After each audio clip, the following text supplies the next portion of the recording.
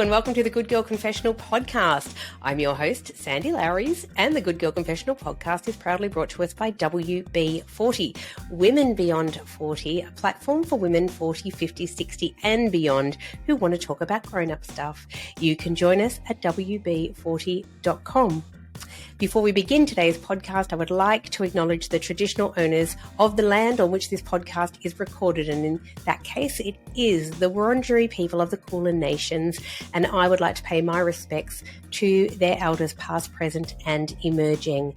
Today in the podcast, our very special guest, I'm a little bit giddy, is Jenny Valentish. She's an absolute rock star. She's a journalist, a writer. She has written a Walkley-nominated book. It is incredible, called Woman of Substances, A Journey into Addiction and Treatment. She has also written another book, which she launched last year, called Everything Harder Than Everyone Else. And it's really a look at people who take their bodies and, to the extremes of exercise and other things. So, Jenny is also a coach and a memoir writing teacher. She is just an extraordinary human. She's been a Muay Thai amateur fighter and is now doing bodybuilding as well. And, I'm super excited for you to join us for this chat. Please welcome to the Confessional, Jenny Valentish. Hey there. When Sandy's not interviewing kick-ass women, she's hanging out with me at Alex the Seal, a podcast about music and nostalgia. I'm Jo Pybus, and each episode, Sandy and I talk about all the songs that got us hooked up, knocked up, and broken up. Do yourself a favour and search Alex the Seal on your podcast app. Love you, Molly. Hello and welcome to the Confessional. How are you, Jenny? I'm great. Thanks for having me, Sandy. Oh, I'm super excited to have you here, and thank you, because I know you've had a few late nights, so thanks for joining me this morning. I really appreciate it. Yeah, late nights, just to clarify, just because I've been doing things in a different time zone. Yes, actually, we should clarify that for sure. The time zones are a bit full on, aren't they? We have so many guests on this podcast that are actually overseas, and so it's kind of a really interesting, and I always try and, make it less painful for them than me. So it's... Yes, I mean, I'm in Rye on the Mornington Peninsula right now, but so I'm from the UK, so there's 11 hours difference at the moment, which is just crazy. Yeah, wow, that is crazy. And at least, because I'm a Melbourne girl, the sun is absolutely shining today, which is small miracles. We'll take it when we can. It's nice to see it. Yeah, I've been for a splosh in the sea already. It was a bit rippy, so being English, I just went up to my knees. But, the intent was... Look, I salute you. I can't even believe that you've been in the water this early in the morning, so well done you. I wanted to chat with you. I've got so many questions because you've had this most extraordinary career as a journo and as a writer, and the stuff that you explore is kind of really hardcore. It is brilliant and amazing, and your work resonates with so many people. I know that you've got a new book out, but before I start on that, of course, I really kind of need to have a chat about this book, which is quite extraordinary. So Woman of Substances, A Journey into Addiction and Treatment. It's such a powerful book, and I know it's led to a whole lot of other stuff in your career, which is amazing, including being on the board of, of Smart Recovery, etc. How did the book come about? Because, let's start there. How did this book come about? Because it's pretty extraordinary.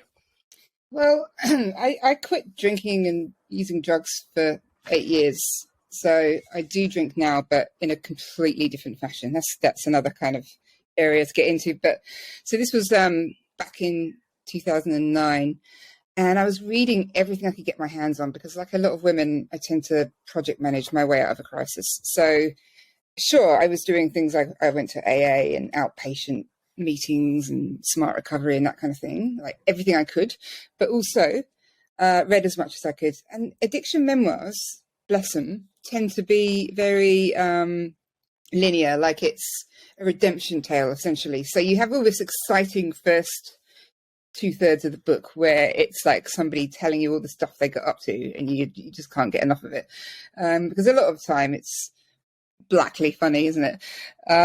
Even as it's awful. And then suddenly they'll become sober, and the tone completely changes, and it's all kind of recovery speak and 12-step, and it's very much just before and after. Like, before I was sick, and now I'm cured, and life's not like that, you know. If you, whatever you want to call it, recovery, whatever, you know, it's in flux. Our lives are in flux. And so it really irritated me that you'd have this born again kind of narrative in these books. So I wanted to write something more realistic and helpful. Like, we know what addiction looks like, and we know what recovery can look like, but why do people become addicted in the first place? You know, to me, it was like this biopsychosocial soup. So it's not a disease in my mind. It's, you know, the result of a combination of things, like how you grew up, where you grew up, your peers, your family, your situation, whether you are living in poverty, whether you have good structures around you to help you, you know, to give you a leg up, or if you don't. It's down to personality and temperament and, you know, mental health and trauma and all sorts of things. So I really wanted to crack all that stuff open and get really deep into it. So I just used my own story as a case study, which was good as well, because it meant I didn't feel obliged to say absolutely everything. It may seem to people if they read it that I have, but I haven't. I just got to choose things that illustrated each point I was trying to make. So along the way, I interviewed 30 researchers, neuroscientists, clinicians, people working on the front line about, the most up-to-date stuff about what we understand about what addiction is. And I crunched about 300 scientific papers, as in, read them and extracted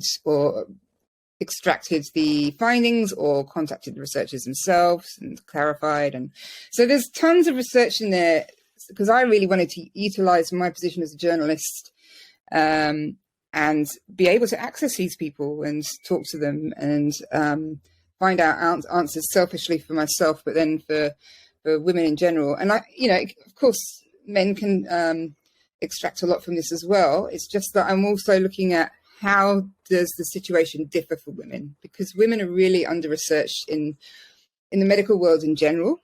So that includes, in the field of drugs and alcohol, for all sorts of reasons. Men are the low-hanging fruit because they don't have menstrual cycles getting in the way. They're not going to be pregnant, etc.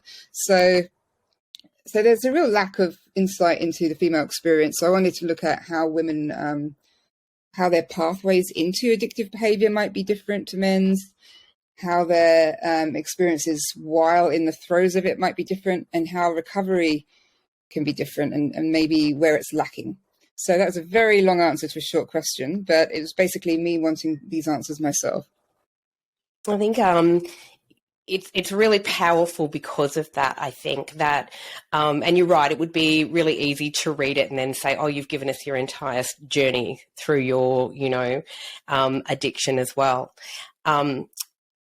But it's really great that you clarified that, because it's, for everybody, it's so complex. Addiction is so complex, right? And it's so different for everyone, the journey in and out of it.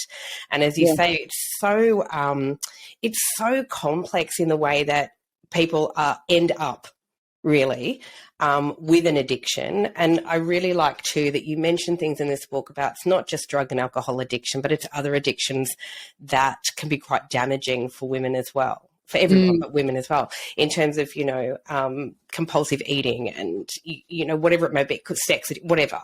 I think that's the other thing too, that we have this very narrow view of what we think addiction is as well. And we tend to go to the darkest places. Yeah, and I should really technically call it addictive behaviours. Having done stuff like been on the board of Smart Recovery and been a consultant in the field, it's important to use language that's accurate. So addictive behaviours can, cover more of a scope really than addiction itself can. Yeah. And, I guess it would be great for those who haven't read your work. Everybody should, and we'll put up links so everybody will. But for those that haven't, can you give us a little rundown, I guess, on how for you that started. Like, how did you, find yourself being addicted to alcohol, to drugs? And I think why I'm asking this question is because I think it's really pertinent right now that there's a lot of women, especially women over the age of 40, 50, who are really having a look at their, addiction, I guess, or their, as you say, addictive behaviours towards alcohol. Yeah, and it could be a classic age to do that as well, because, there's a whole chapter on this, but when you reach perimenopause or menopause, it can sort of bring back all these old kind of buried emotions. But also, it's a period of transition where perhaps kids have left home, or perhaps you don't have that same career you did, or, maybe a marriage is broken up. And so all these things shake us up and force us to sort of look at things in a deeper way. But so for me, I started drinking very heavily on my own when I was 13 after school. I don't want to get too much into like trauma story because I exhausted myself doing it at the time, but it was because I was depressed and quite lonely, I guess, and didn't really have a great family setup of being able to talk to it. It's just a very English kind of family. And also my dad was a huge drinker, so I had this kind of unedited supply at my fingertips, and I didn't feel like I had to be too careful. As a kid, sometimes you have to be very precise about topping things up with a bit of water or whatever. I didn't really feel like I had to do that. I didn't think it would be missed. So I had everything there at my disposal. And I had the environment where there was going to be a bit of a blind eye turned, or at least they didn't really know what to do with me. So, and then of course that just widened into taking as many different drugs as I could through my teens. And partly it was just fascination and curiosity, like the idea that you could take something and you would change and be someone else. It was very mystifying and also quite appealing. If you're in a state of self-loathing and you can take something and you'll be different, that's so appealing, even if it might make you feel more emotional or more depressed in the long run. It was just to me it was like an Alice in Wonderland kind of scenario where that's just incredible. So I also had this kind of mentality where I always wanted to go harder than my peers. So there was that driving it as well.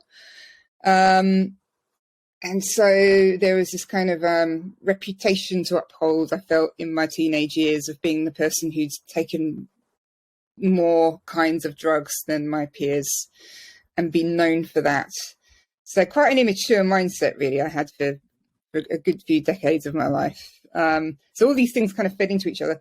And then I really, really got into speed in my sort of late teens to, I guess, early to mid 20s, which had, it had a few purposes, really. Like, it makes you feel very chatty, obviously, but very more connected with your fellow human beings, really, because it releases all the serotonin and stuff in your brain, and you just feel more, closer to people, which I was lacking, really. So these things, they do serve us a purpose at first. And so, and also it meant that I was safer, because I used to drink to the point of being in complete danger, because I wouldn't understand that, you have to be able to get home at the end of an evening. I just wouldn't ever consider that kind of thing. Didn't have that sort of forward thinking, because I was always getting myself into horrible situations. Whereas if you take speed as well, you're not as drunk. So, it was all quite logical to me. But of course, these things, they take a massive toll on your brain and your mood, as well as your body. So eventually everything just started to crash. But I didn't give up alcohol until I was 34. And you get to that age, or, any later age, and you just don't want to roll with the punches anymore. When you're younger, everything's an experience. And even if it's a bad experience, that's still an experience. That's how I looked at it. But as you get older, it just grinds you down.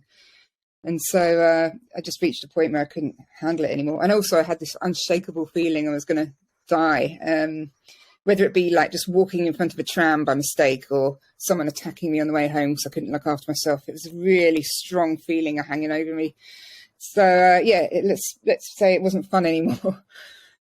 Yeah, and I think that that's the thing, isn't it? I think when we start drinking at a young age, which I certainly did, and when you start experimenting with drugs again, which I did, that you then go, well, it's fun and it's exhilarating and it's, it makes you feel powerful and it makes you, I guess it makes you feel empowered in some ways and it's easy as a teenager to believe, well, I'm doing this because I'm totally in control of myself and my life.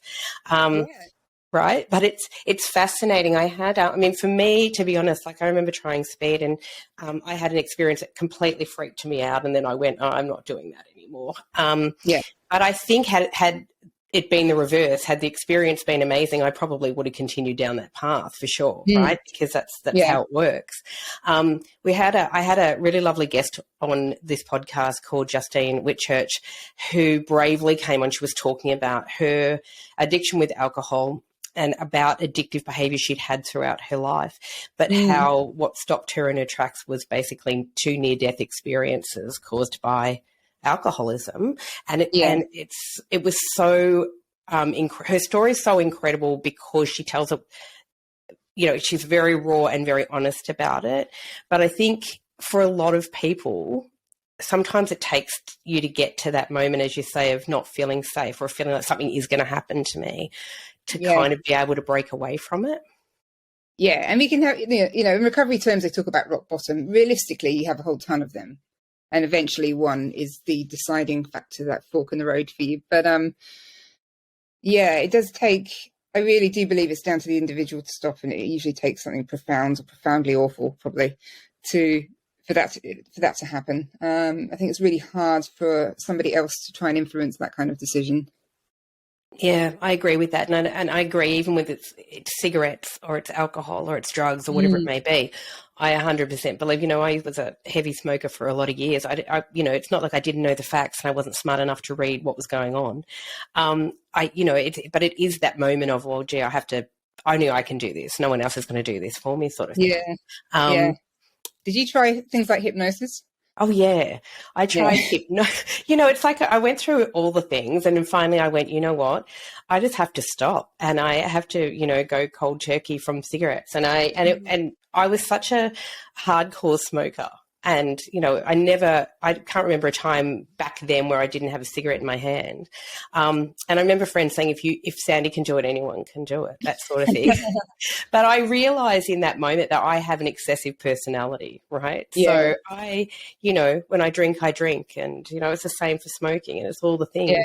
I went to see a hypnotist for drinking. Because people did have good results with smoking, I did. But I went along to this guy and I thought it's unrealistic for me to stop drinking altogether. I mean, I work as a journalist. It's all about networking, social stuff. And also I just couldn't fathom that kind of future. So I said to him, right, you've got to tell me I can only have 2 glasses of wine and only after 6 p.m. and not if it's a work event. And he's like, it doesn't work like that. You have to, I'm working with your will. You obviously don't want to stop. I was like, and I was the same. So I was like, I went to see this, hypnotist. I was like, it's all going to be amazing. No, it wasn't. I think within, I think I gave up at that point for maybe 2 or 3 days or something. And then suddenly it was like, I'm having a glass of wine. Oh, I'll have to light up a cigarette. And that's a really interesting thing for me as well that I wanted to ask you about in terms of addictive behaviours is the things that we connect to that addictive response, right? So for me, I couldn't have a cup of coffee without a cigarette. I couldn't have a glass of wine without lighting up a cigarette. So the two were so intrinsically linked. Yeah. And I find that, so there are, how do, I guess, how do you overcome those triggers or how did you overcome certain triggers? With the alcohol, it was that final last straw that happened. It was just a terrible night. And I woke up and I realized, look, you've tried everything. You've tried hypnosis, medication, therapy. Nothing's worked. And therefore, you either carry on or you stop. And I chose stop. But it was this huge feeling of acceptance. Like I completely accepted it. And I know you can't tell someone to just accept something. But if you do completely accept something, then it wasn't a struggle for me. because I felt it in every fibre of my being. I accept I have to stop. So that wasn't an issue. But with the smoking, that rose up in its place more so, because I never used to smoke unless I had a drink. But once I quit alcohol, I managed to smoke regardless. So other things did kind of rise up in its place. It's called cross addiction. And especially if I've been diagnosed, like many older women have in recent years, with ADHD. And that really makes your brain sort of highly alert to stimulus, because it's thought that there's a dopamine deficiency behind this disorder. So you're constantly looking at ways to spike it. So if you get rid of one method, then probably your brain is going to be casting around for another. And it's almost like playing whack-a-mole. You know that game that fairground game where things come up. Little balls. Yeah. You whack one down and one pops up again in its place. And I think that's just life, really. Like, you just have to not beat yourself up about it. Be observant. So, observe when something else has risen up and try and tackle that. I wrote a book that came out during lockdown, which is great, called Everything Harder Than Everyone Else. But a commonality there was all my interviewees were doing things to really sort of push their bodies to extremes and test their limits, pressure test themselves. And they'd all had these backgrounds of, a lot of them did have ADHD, or they had quite chaotic backgrounds, and they had just found this pursuit, be it wrestling or flesh hook suspension or whatever it was, that scratched that itch for them, and maybe in a more productive way. So if they weren't doing that, maybe they would be still shooting meth or whatever it was they used to do, but they'd found something better, even if to the outside world they looked a bit crazy. They'd found something that worked for them. Yeah, and thank you, because I was about to jump in to talk about that book, which is amazing. So great segue there, because it does lead itself into that. So this book that you've written, Everything Harder Than Everyone Else, Why Some of Us Push Our Bodies to Extremes. I'm fascinated by this because a number of years ago, not that many years ago, I dated a guy who was a sweetheart, but he basically had been an addict. And he then finally quit. He'd been in and out of the army. He'd done service over in Afghanistan. A whole lot of things triggered this. But he gave up, and what he started to do then was immerse himself completely in exercise. And by exercise, I mean he became a strongman. And he competes in strongman events. And it's I didn't know anything about that world till I dated this guy. And then you just see these extraordinary humans who it is their whole life. Yeah. Their whole, but the amount of, intense kind of exercise, and the amount of intenseness of things like pulling a truck or pulling an aeroplane. I mean, why? But they do it, and it's extreme and kind of incredible. But he, for him, he freely admitted that was a complete addiction in itself, but he swapped out the bad addictions for a much healthier one, in his view. Yeah. A really common one for people who have actually a history of addiction when they quit is to get into running, like ultra running, long distance running. Yeah, wow. Personally, I hate running, so that's never an option for me. But for some reason, well, for a lot of reasons, actually, it tends to be the thing that people go into. And I think it's because it's a pursuit where there's a lot of rumination and kind of self-flagellation. Like you are punishing your body for long periods of time doing that sport. You're alone in your head. It's you against your own personal best. It's like, it's a really long pursuit of a goal. And if you think about it, if you took drugs, there was this period of acquisition where you've got to go out and find the drug and buy the drug. And it's kind of mimicking that in a way. It's, there's a lot of planning involved in planning an ultra run. It's kind of ticking all the same psychological, neurological boxes as having a different kind of addiction would have been. So that was fascinating. Like, there have been loads of memoirs written by people about ultra running who used to be, into things like crack. My main interviewee for that chapter, Charlie Engel, used to be so much into crack cocaine that he would, he'd wake up in a neighborhood with his wallet stolen, can't find his car, another time his car was shot at by dealers. And then he got into running, and now he's in his 60s, and he is one of the most famous ultra runners in the world. And he just likens it, as he also says, it's partly down to his validation. So when he was using drugs, he used to get quite a kick out of the fact that people regarded him as somebody who would go that extra mile with his crack use. Like when selling him drugs, dealers would be like, whoa, that's a bit much, man. And he said he gets the same kick now as when he tells somebody he's going to be doing this 4-day race across the Sahara and God knows where else. They're kind of, why would you do that? That's crazy. Is that same reaction he's looking for all the time? So part of it is validation and kind of having that badass reputation, I think. Oh, for sure. And it is, as you say, like, my partner is mad he's a gym junkie for sure, like, but he's there every morning and like nothing would stop him, not illness, not anything. And then had to start running during COVID because he couldn't go to the gym. And I do think it is that hit of, it's the dopamine. Like I think, serotonin, dopamine, all of those things that people actually get really addicted to that hit as well. And they keep searching for more and more of it, right? I think it's... you get there's a suite of runners' chemicals. Yeah, absolutely. Yeah, it's quite amazing. I chose fighting. I got into Muay Thai. To me, it's just more... It was more... maybe a way to manage anger. It's more immediate. There's a healthy sense of competition that you're allowed to feel, because as women, you're not really supposed to be competitive, but here you are in a ring toe to toe with someone, like staring them down, and that's fine. So there's a lot to enjoy about fighting for me. It's, I was going to ask you because this is clearly on my list of things to talk to you about as well. I love this. But I wanted to know, how you got into Muay Thai, because I'm just like, wow, that's it's an extreme sport. And I've been watching videos on the lead up to this of like, I'm going, wow, and something I don't know that I could do, but it's quite exhilarating even to watch it. My kid, who's now 22, when he was younger, was right into boxing. And I used to find, I could only watch his matches sort of like this. It was really difficult to watch it. So how did you get into it, and what really has it brought to your life? Because it's, it's fighting. It's as you said, this is not for the faint-hearted.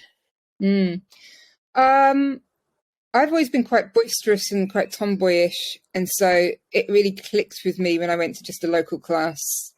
Like this, being allowed to be aggressive really clicks. And I was the sort of kid who used to watch things like the A-Team or whatever and be jumping around on the sofa pretending to knock people out. So it kind of tapped into that. But so I think I started training when I was 44. And how old am I now? No, 43. And then I started having my first fights, which are called interclubs. They're like friendly fights in inverted commas. When I was 45. What constitutes a friendly fight? 70%. And you're not allowed to use elbows. And then, so I was doing all right at those. And then I had my first proper amateur fight when I was 46. And that was in the Melbourne Pavilion, which is a huge, proper boxing kind of stroke nightclub venue with big chandeliers and stuff. So that was a great experience, apart from the fact that I lost. But I just honestly, my whole drive was to actually get through the ropes and have a fight at that level. And that was what I was aiming for. So I was absolutely thrilled, actually. But I haven't had a fight since then because, like, the pandemic kind of tripped things up. I'm 47, nearly 48 now, which is quite old to be competitively fighting. Fighting, people who are at the very oldest going to be 30. Right. Wow. Okay. So I've moved into bodybuilding, which is more of a, it's a sport that a lot of women take up when they're older, actually. You get different categories. You get masters categories. You don't get masters in Muay Thai, unfortunately. But in bodybuilding, you can be in an over 40s category, maybe an over 50s, even an over 60s. So it's fairer.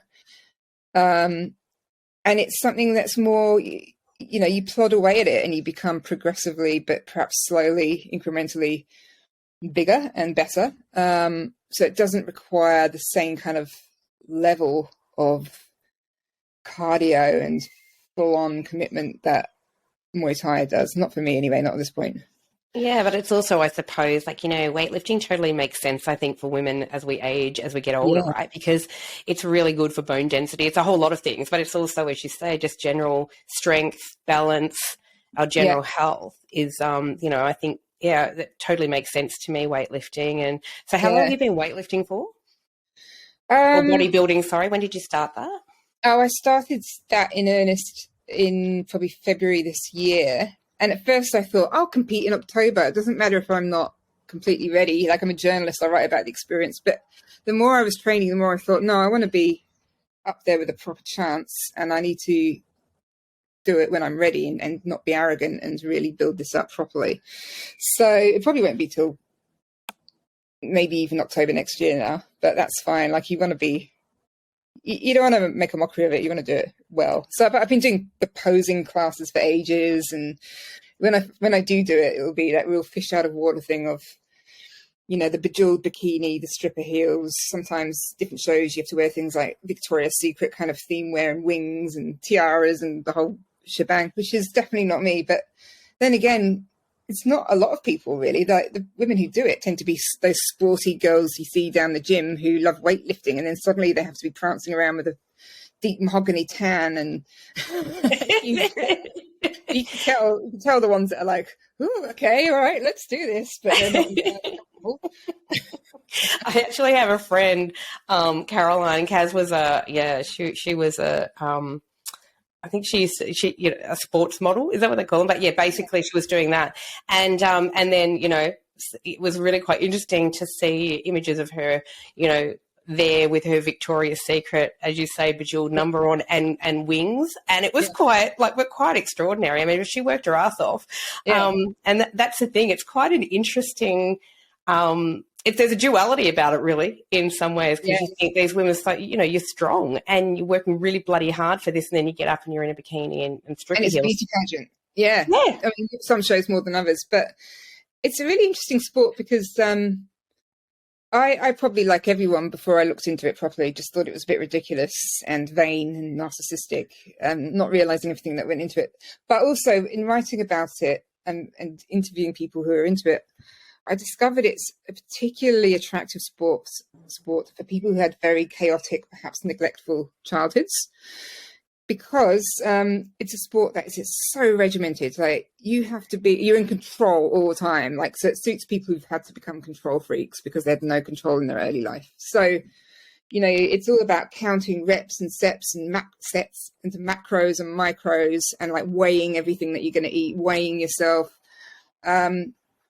So it's very appealing to people who just had no control in their early life. Also, quite a lot of people who get into it, I've noticed, men as well, have had childhoods with sexual abuse in. And I would say that's got something to do with then wanting to feel invincible and powerful when you're older, and literally kind of building this armor. So, there's a few common kind of stories that often feed into people doing this sport.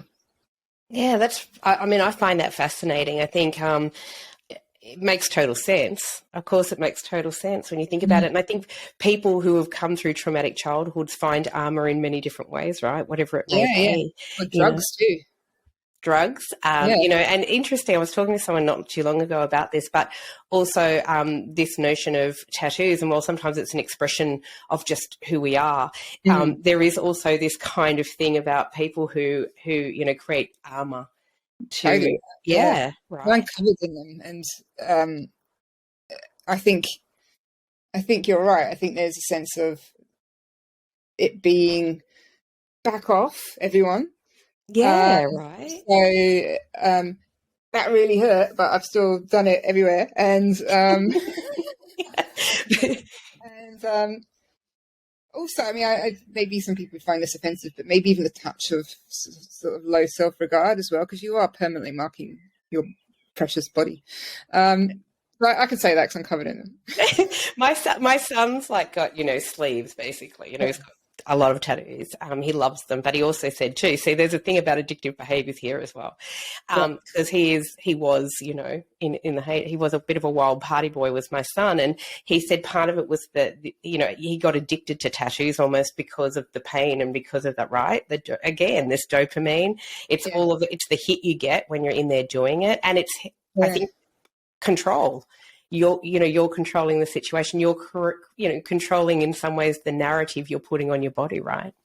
Yeah, and there was a chapter in Women of Substances all about control.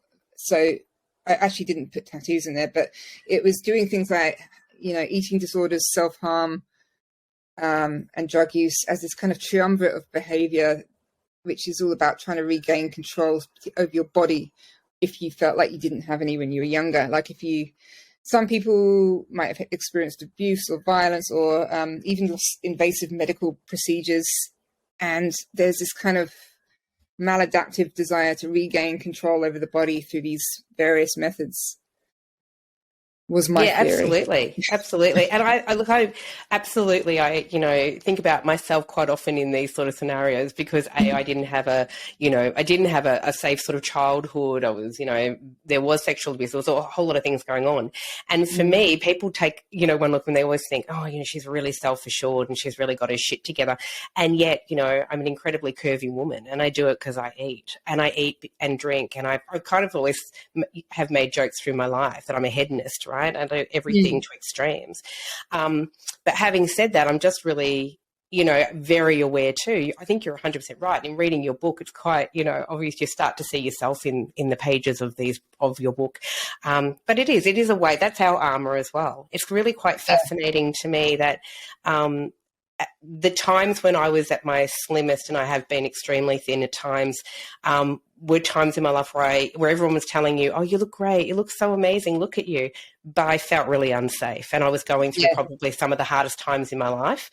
And then the times when I'm actually curvy and whatever, for me, this is protection. This is my armour, right? And then you kind of go, well, I feel safe in this, and in a way, that's another way of keeping people at bay. Yeah, absolutely. I like that you said hedonism, by the way, because that's like a word choice that suggests I am in control of this addiction. Right? There's no fooling you, but it's true. And that's why I think I always said it. So I'm in control of it. I would say to him, oh, I'm a hedonist. I like being a hedonist. Great word, though. It's a great word. It's a fabulous word. I'm always fascinated by people, though, who have that side of them where they're completely in control of everything. And as you say, watching a friend go through, body sculpting, bodybuilding, and you're doing it now, as you say, is counting everything that you're eating, like really weighing everything. And are you working with a coach for that? Yeah, to be honest, I'm very wary of all that bit of it because I think it's an eating disorder waiting to happen.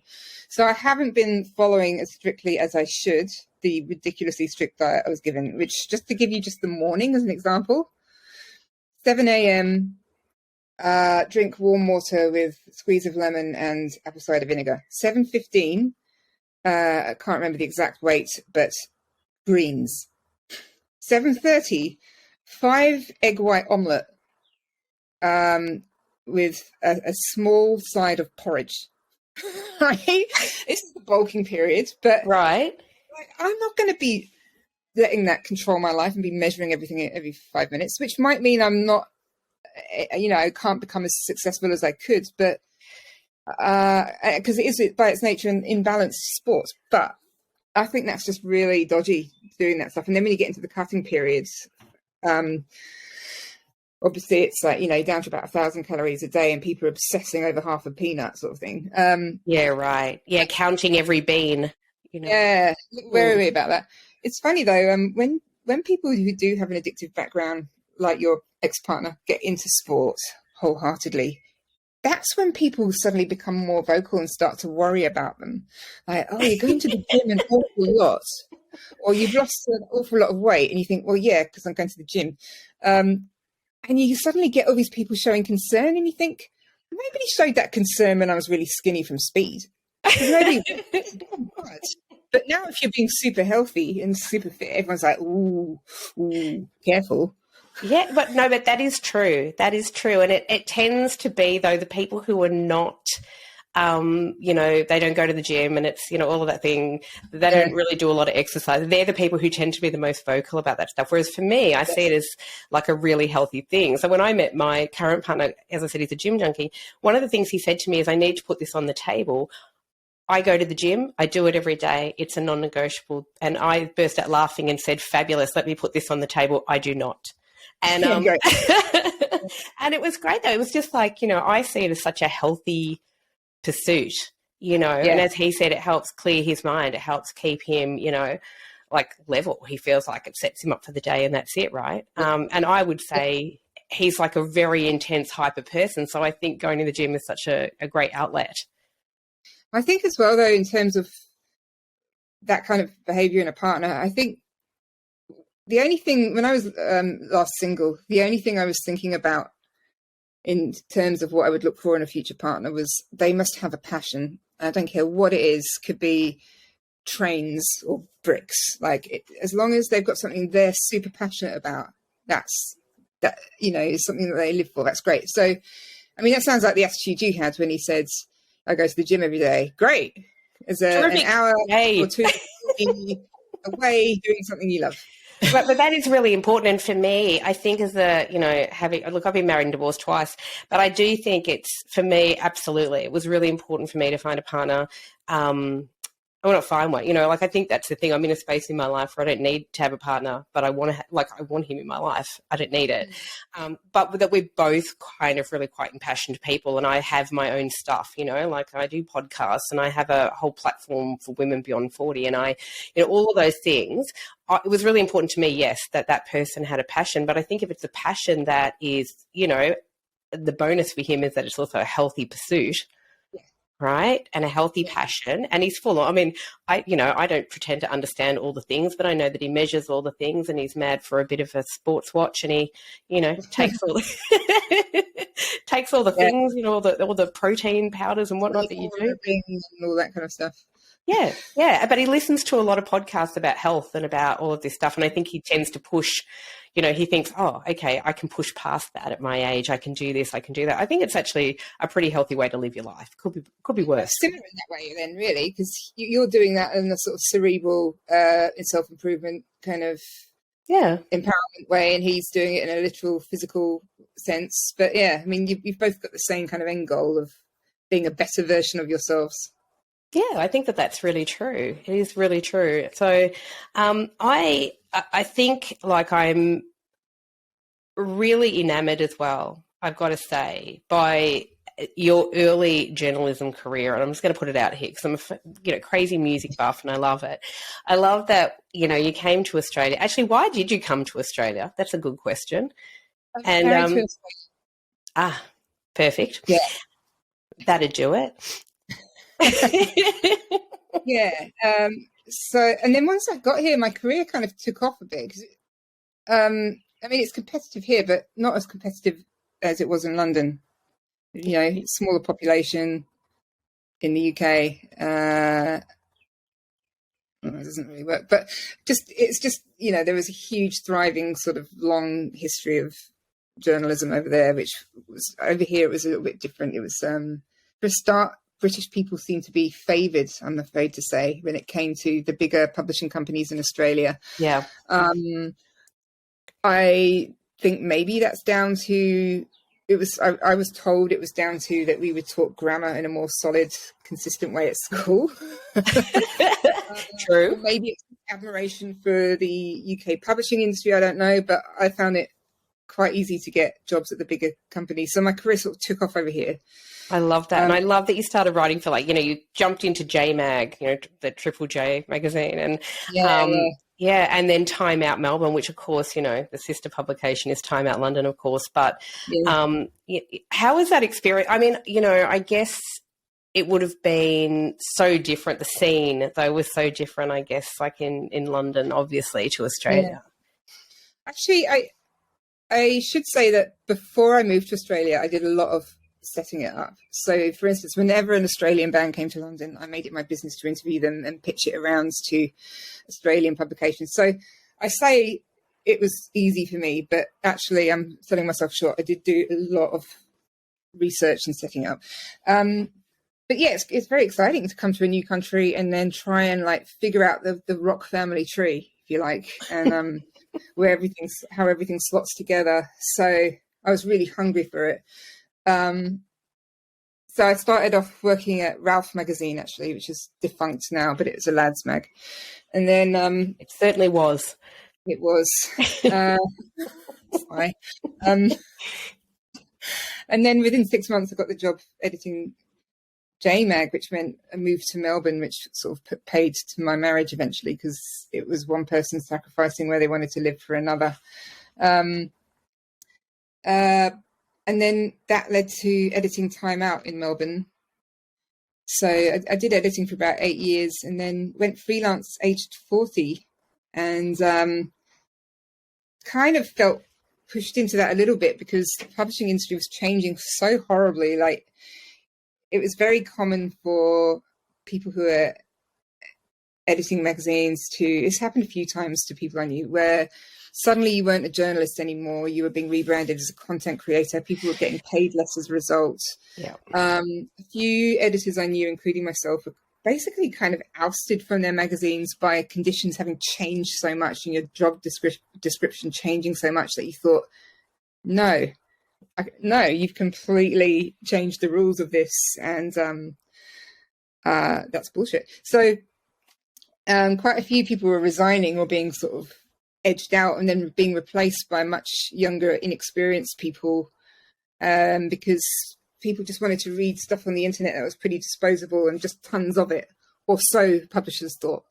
So the quality kind of went down and quantity went up, and everyone knows all this stuff. But anyway, that's what happened. So I went freelance, and I went from being a complete workaholic and, working long hour days and then going home and sitting at my laptop and working even more, to now just sort of working to survive, really. As in, I want much more of my life back. So I probably work maybe 4 hours a day. But I think really, once you take away pointless meetings that you have in an office job, and being interrupted all the time, I don't think people really work more than 4 hours a day a lot of the time anyway. I think you've hit the nail on the head. I 100% agree with that. I think that there is a lot of stuff that goes, and look, it is important. Like, if you're working in an office job or whatever, yes, it's important to have those meetings as human interaction, I guess, or whatever. But I think a lot of those meetings, it's really just to have a chat with someone. It's not really about work. And I think so. Yeah, if you're working solidly 4 hours a day, I'd say you're probably doing more work than a lot of people. Yeah. And so I do have to sort of mix it up, though. I have to juggle a lot once you become freelance. I think most people are familiar with this. Like, one stream has to be teaching. So I teach memoir and journalism. Another stream has to be, writing books, which is a loss-making exercise, really. And then another stream, journalism. So you're constantly you're constantly hustling, but at the same time, I do have much more time to myself. And, my boyfriend lives down the coast and I live in the goldfields. So we get to just enjoy both worlds as much as possible. So yeah, priorities have changed a lot. Yeah, that's great. And I think that that's the joy of, being in your 40s, and I'm now in my 50s. So I think there is this kind of reckoning of what do I really actually want my life to look like? And do I really want to be, doing the hardcore hustle for the rest of my life? It's hard work, right? I mean, it just is. Yeah, it is. So many women of our age, I just did a piece for the Financial Review about women leaving corporate jobs for meaningful jobs. And it means often getting by on the smell of an oily rag, but you're doing things that you believe in. So, I mean, there are so many coaches now, for instance. There's loads of women, loads of sobriety coaches are women. People just, become coaches in the fields that they once worked in, or more like life coaches, I guess. And this is a field that's just absolutely being flooded by women of a certain age, our age now, and it's for that freedom and that kind of search for meaning, I think. I agree. And I think, I started WB40 really because I was really incensed. I was pretty pissed off that women, of a certain age were kind of really overlooked by mainstream media. I sure as hell wasn't seeing myself reflected back in, in magazines and whatever. And I know that there's so many brilliant, kick-ass bloody women, who are writers or who are in the field of publishing and media, trying to break through all the time, but it's, what I mean? It's, but as you say, rightly so, this constantly being replaced by the younger versions of, I just got really pissed off. So you're right. I think that a lot of women, we just tend to go, well, fuck it. I can't find it. I'll just do it myself and plug away. But it's actually starting a magazine. I mean, I always want to do that, but the logistics of it, I've always shied away.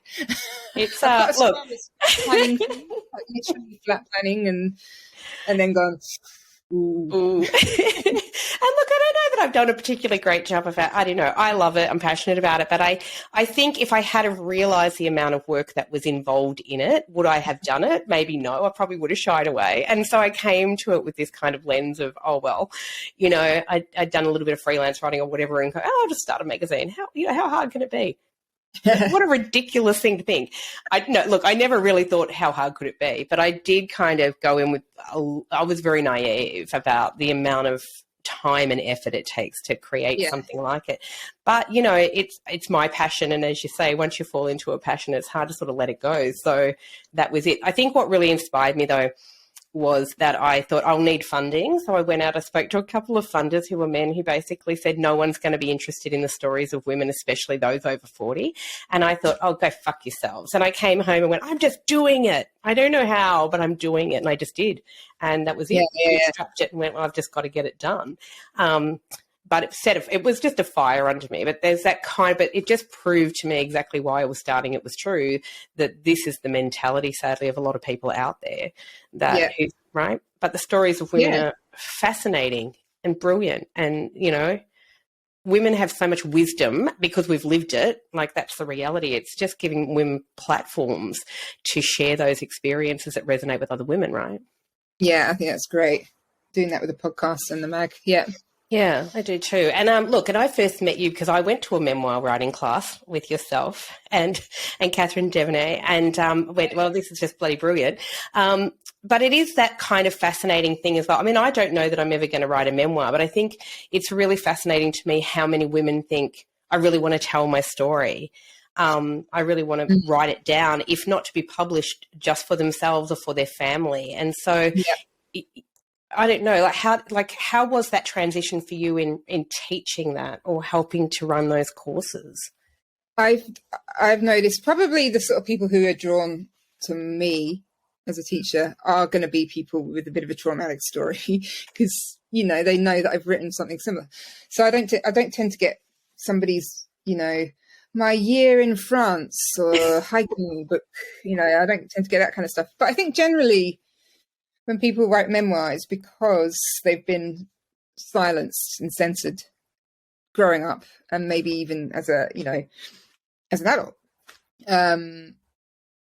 So often they'll have been trying to write their story and then putting it aside thinking, no, and doing that for decades and decades and decades. And so I think it's a really powerful thing to do to make sense of your own life, even if you don't publish it. You have what's called the vomit draft, which is where you just let it all out onto the page and write things about people who are going to be very angry if they ever saw it. And it's just messy and chaotic and raw. And then, you go back and you keep refining it. And in that process, you do really it is a sense-making exercise. And if you get it published, then it's kind of like, well, what can hurt me now? It's all out there. Well, that's it, right? Yeah. I mean, the writing process itself isn't cathartic. People always go on about catharsis, but I think once it's out there, it can be. Yeah, and as you say, what's maybe cathartic about putting your story down on paper is that, as you say, you get to make sense of why you are the way you are, why you feel the things that you feel and how you came to be this kind of person, And I think it's good to have a writing group or a teacher / mentor because that way you can be offered different perspectives of looking at your own story, and also try and better understand the perspectives of the people who populate your story. So I have all sorts of exercises, about writing about real people and considering their points of view and that kind of thing.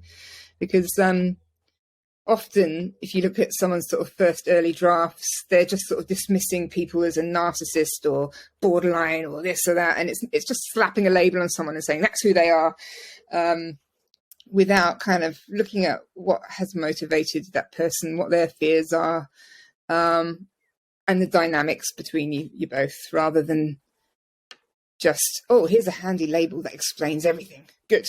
My work here is done. Absolutely. Would that be easy? That'd be nice, wouldn't it? Yeah.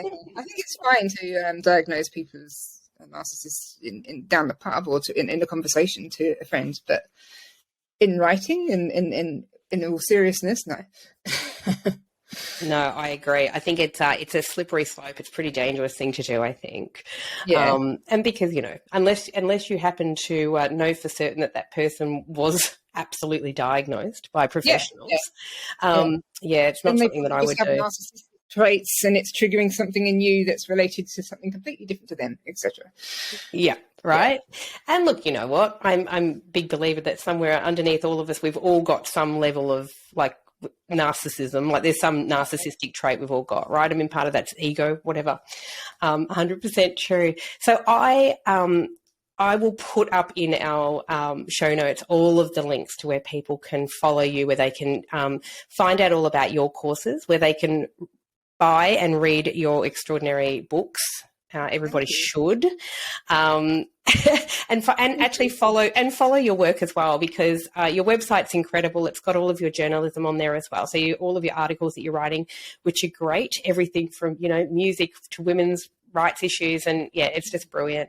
And it's just been an absolute bloody delight having you here in the confessional today. It's an actual chat. I mean, I feel like I've known you forever. Thank you. I feel like that too. It's just really nice. And I will say too, for anyone, because we have had a few guests on who have talked about addiction, alcoholism, drug addiction, whatever.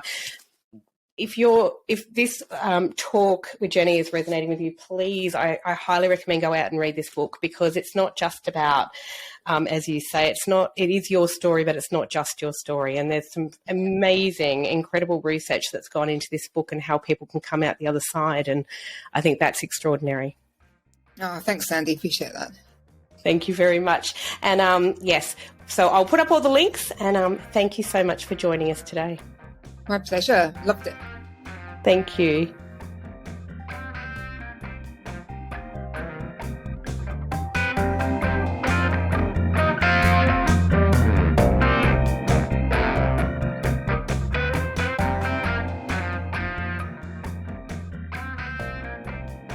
Thanks for listening to the Good Girl Confessional podcast. The Good Girl Confessional podcast is brought to you by WB40, Women Beyond 40 magazine. Available now at WB40.com. The Good Girl Confessional podcast is available on Apple Podcasts, Spotify, and wherever you listen to quality podcasts. We're also now available on YouTube. We chat with really interesting women about their hard-won wisdom, but it really helps us if you can subscribe, like, and share the podcast. Thanks so much for your support. Bye for now.